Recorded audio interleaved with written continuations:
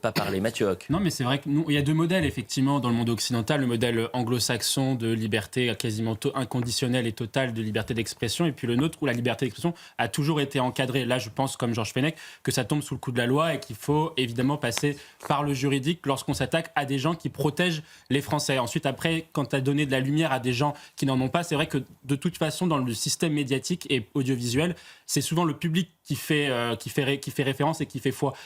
Et ce sont les audiences. Cette personne-là n'est absolument pas connue. Oui, mais n'a pas les vocation audiences à l'être. cartonnent de Radio Nova, pardonnez-moi. L'émission de, comment il s'appelle, l'humoriste qui parlait de nazis sans prépuce, Guillaume Meurice, qui était quasi inconnu du grand public avant. Mais parce qu'il y a eu sa promo sur France Inter aussi, sur le service public. Bien sûr, mais Guillaume c'est Meurice. un ancien, Pierre-Emmanuel Barré, si je ne m'abuse, comme à droite. On partage cette idée-là et c'est qu'à l'extrême centre, finalement, qu'on considère qu'il n'y a pas de minimisation. Mathieu Hoc.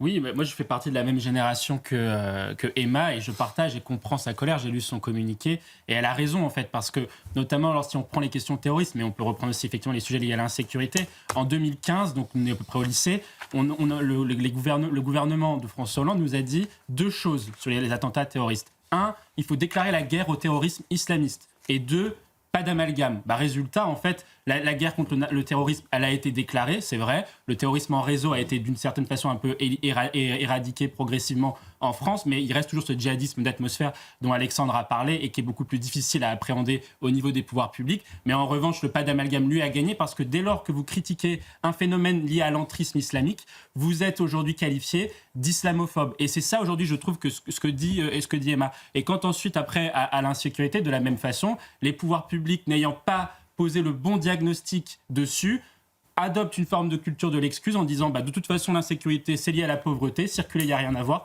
et donc en fait on ne pose pas le bon diagnostic donc on n'apportera jamais les problèmes et nous on se retrouve 10 ans après avec des politiques qui n'ont jamais réussi à enrayer les vrais problèmes des Français. Et c'est Thomas Bonnet, journaliste politique à CNews, qui rappelait à juste titre